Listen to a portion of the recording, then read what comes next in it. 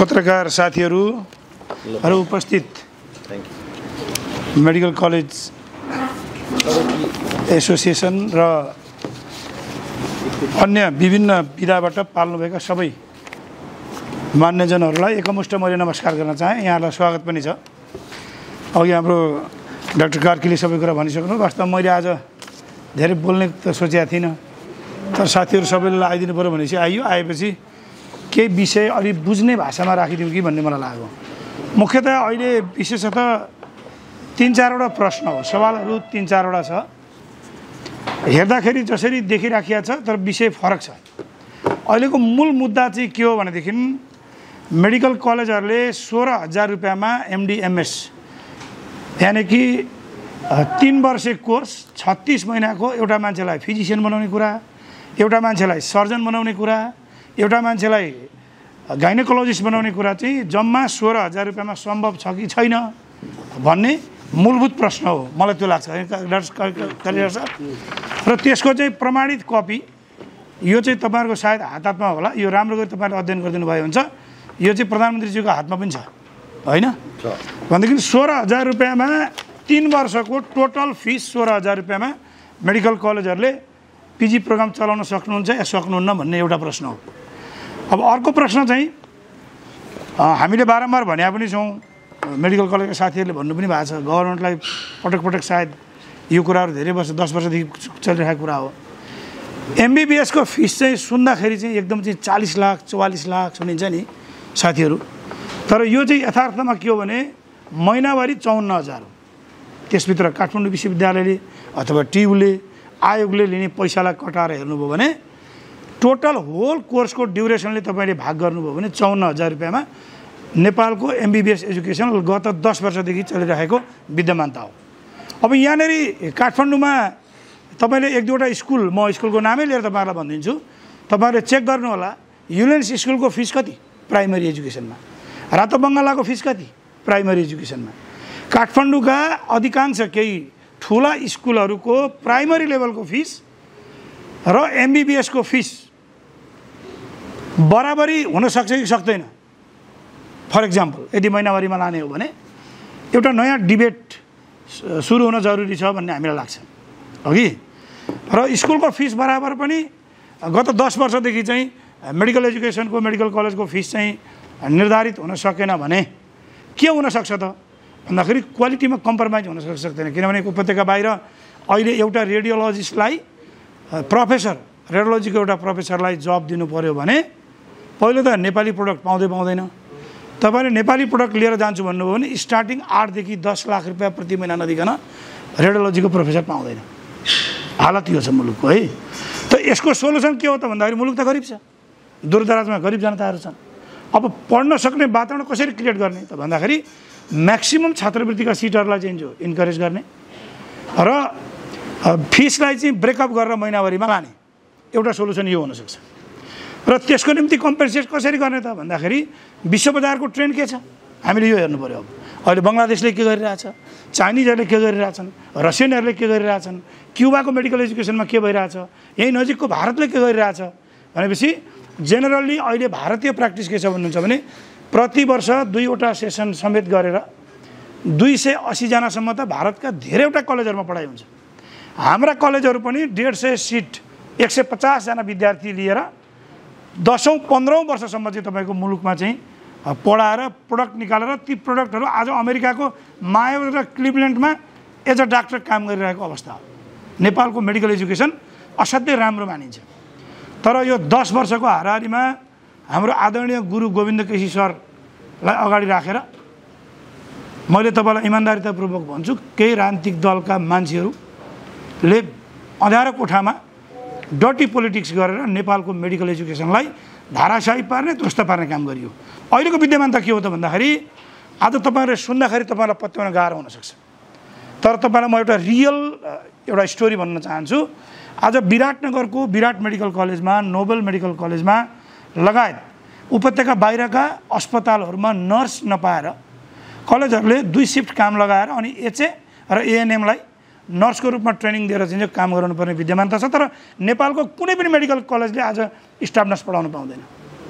हेर्नुहोस्, हाम्रा छोरीहरू अहिले भर्खर तपाईँहरू सुन्नुभयो भारतमा एकजना हाम्री चेली सानी बच्चीलाई चाहिँ पढ्न गएको चाहिँ एउटा बच्चालाई चाहिँ रेप गरेर मारेर फ्यालियो।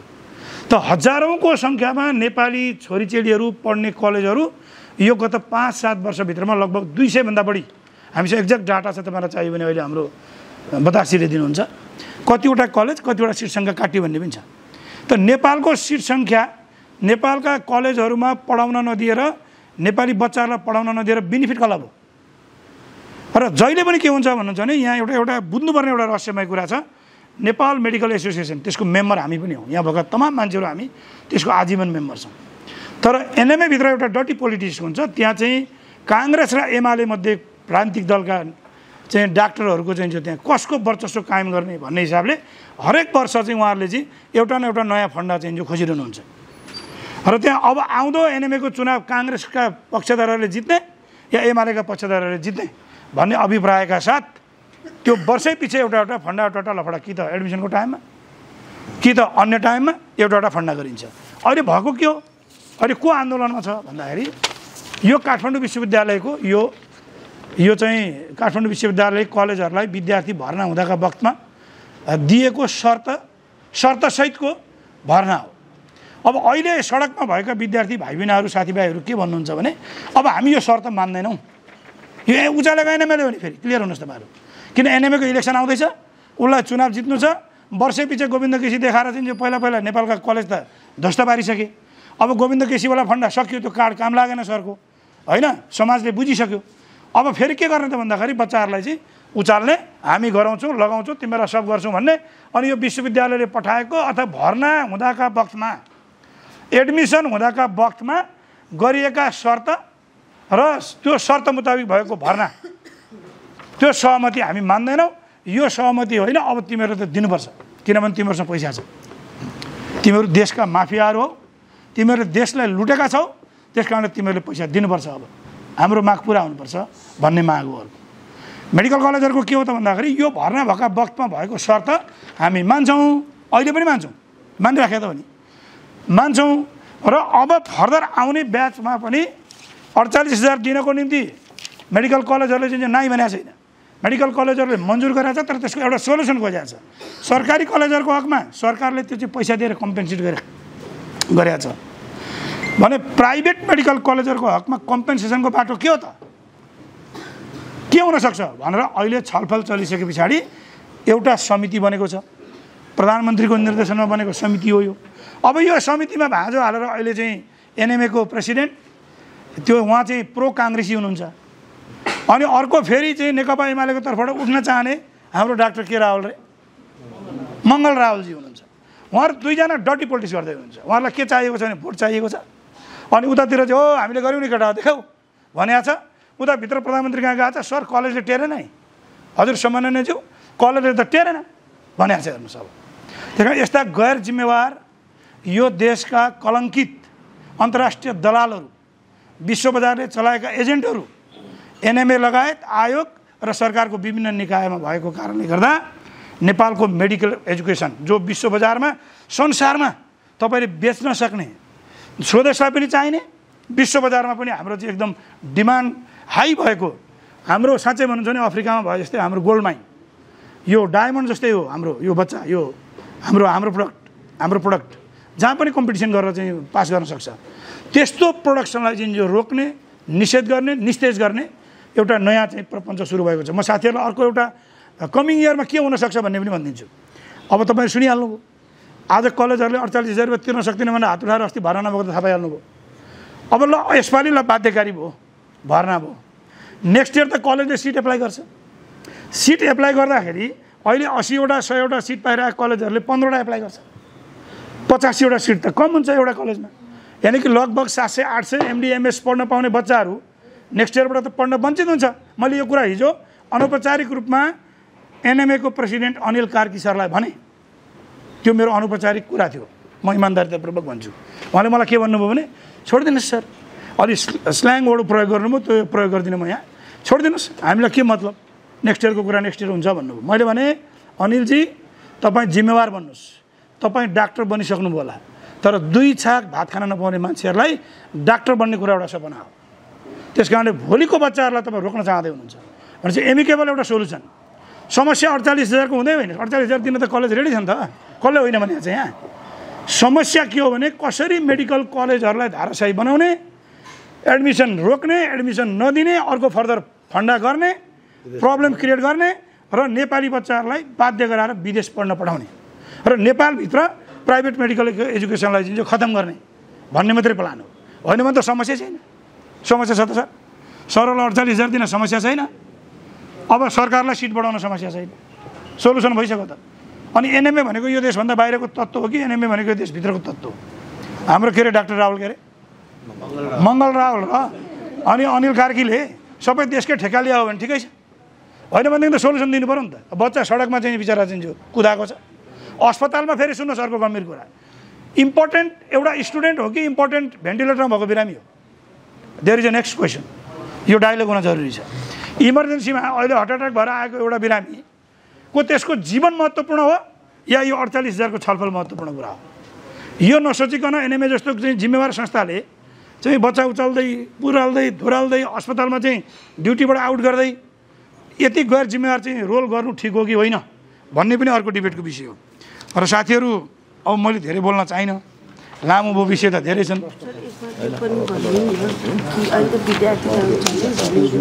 ठिक छ, अब मुख्य विषय पैसा लेनदेनको होइन, मुख्य विषय मेडिकल एजुकेसन सस्टेन गराउने कि नगराउने भन्ने नै हो। त्यस कारणले अहिलेको प्रधानमन्त्रीलाई हामी धन्यवाद दिन चाहन्छौँ। उहाँले कमसेकम यो पछिल्लो मिटिङमा जिम्मेवार ढङ्गले एउटा समिति बनाउनु भएको छ र हामीलाई पनि के आश छ भने अब एउटा निकास आउँछ। हिजो गोविन्द केसी सरका मुभमेन्टमा का बेलामा कटिएका सिटहरू रिभाइभ हुन्छन्, बढीभन्दा बढी नेपाली जनताका बच्चाबच्चीहरूले पढ्न पाउँछन्, बढीभन्दा बढी छात्रवृत्तिको पनि सिट बढ्छ यसमा। अनि फेरि के बुझ्नु पऱ्यो भने अब यहाँ नेक्स्ट क्वेसन के भन्छन् भने फेरि धेरै बुझकडहरू क्वालिटी चाहिँ जो डाउन हुन्छ भन्छन् के। त मेडिकल कलेजहरूलाई दिने सिट सङ्ख्या त्यसको प्यारामिटर हुन्छ नि त, यतिजना टिचर, यति बेड, यति अकुपेन्सी भन्ने क्राइटेरिया नबनाइकन सिट बढ्छ त हजुर? बढ्दैन त। भनेपछि क्वालिटी कन्ट्रोलको त मेकानिजम छ त। त्यस पछाडि फेरि काउन्सिलमा चाहिँ एक्जाम हुन्छ, नराम्रो उत्पादन भयो भने त मेडिकल काउन्सिलमा फेरि लाइसेन्स फेल हुन्छ नि त। त्यस कारणले यो चाहिँ कसरी प्रोडक्सन रोक्ने भन्ने र कसरी प्रोडक्सन बढाउने भन्ने बिचको लडाइँ हो। मैले यहाँहरूलाई क्लियर गराएँ जस्तो लाग्छ। केही क्वेसन भयो अब कार्की सरले, डाक्टर कार्कीले चाहिँ यसको जवाब दिनुहुन्छ। धन्यवाद।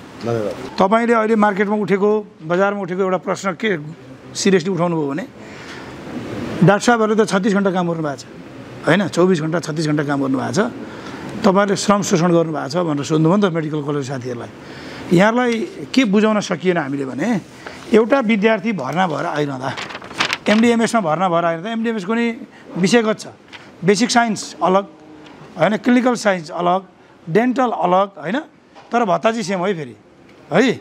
अब एनाटोमी पढ्ने बच्चा विद्यार्थीले चाहिँ नाइट ड्युटी गर्दैन, तर त्यही ठाउँमा मेडिसिन पढ्छ भने उसले नाइट ड्युटी गर्छ। तर यो सबै कुराको एन्सर के हो भने यो मेडिकल एजुकेसन भनेको चाहिँ आर्ट्स कमर्स जस्तो होइन। हामीले आर्ट्स कमर्स पढ्दाखेरि पनि आरआर क्याम्पसमा पढ्दा होइन त्यहाँ त सिलेबस पाइन्छ नि त, त्यस्तै यो त अझ सिलेबस होइन, यसको त डिटेल पाठ्यक्रम हुन्छ। एउटा विद्यार्थी मेडिसिनमा भर्ना हुँदा कति घन्टा कहाँ ड्युटी गर्ने, कार्डियोलोजीमा कति गर्ने, न्युरोलोजीमा कति गर्ने होइन, ग्यास्ट्रोमा कति घन्टा ड्युटी गर्ने भन्ने कुरा विश्वविद्यालयले बकाइदा प्रिन्टेड लेखेर पठाएको हुन्छ। त्यो आज उहाँले सिलेबस ल्याउनु भएन होला, हजुरहरूलाई यो सिलेबस चाहिँ उहाँहरूले प्रोभाइड गरिदिन सक्नुहुन्छ। कलेज छ नि, त्यो कलेजको हातमा हुन्न। विश्वविद्यालयको पाठ्यक्रमलाई अक्षरशः पालना गराउनुपर्ने दायित्व कलेजको हुन्छ र त्यसलाई पालना गर्नुपर्ने दायित्व कसको हुन्छ? विद्यार्थीको हुन्छ। भनेपछि यसको निकास कसले दिनु पऱ्यो भन्दा अहिलेको मेडिकल एजुकेसन, त्यसो भने त के भन्नु पऱ्यो भने अहिलेको मेडिकल एजुकेसनको जुन सिलेबस छ, पाठ्यक्रम छ, समस्या त्यहाँ छ भन्नु पऱ्यो नि त। त्यसो हुँदा पाठ्यक्रम कसले परिवर्तन गर्छ? कलेजले त गर्दैन, त्यो त विश्वविद्यालयले, अहिले त आयोगले गर्छ। भने चिकित्सा शिक्षा आयोगले पाठ्यक्रम चाहिँ चेन्ज गर्नु पऱ्यो। अब 36 घन्टा अथवा 18 घन्टा अथवा 12 घन्टा कहीँ छ भने त्यसलाई ल्याएर 6 घन्टामा, 2 घन्टामा, 1 घन्टामा अनलाइन क्लास राखे नि भयो नि त, हुन्छ भने लु त उहाँहरूले अनलाइन क्लास राख भन्नु, हामी अनलाइन राखिदिन्छौँ, हुन्छ त।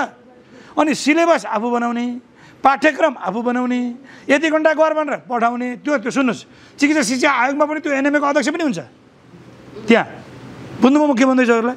हरेक ठाउँमा हुन्छ नि त एनएमए त। अनि सिलेबस र पाठ्यक्रम बनाउने बेलामा आफूले चाहिँ यति घन्टा गराउनै पर्छ भनेर लेखेर पठाउने, अनि अहिले आएर बढी गराइस् भन्न पाइन्छ त के पाइन्छ हो यो विषय हामीले मार्केटमा आम नागरिकलाई बुझाउन सकेनौँ उहाँहरूले बुझाउन सक्नु भएन मलाई लाग्छ तपाईँहरूले बुझ्नुभयो भन्ने लाग्छ नयाँ पत्रिकाको साथीले यो उठाएको क्वेसन बहुत सिरियस र जेन्युन छ प्रश्नको लागि यहाँलाई धन्यवाद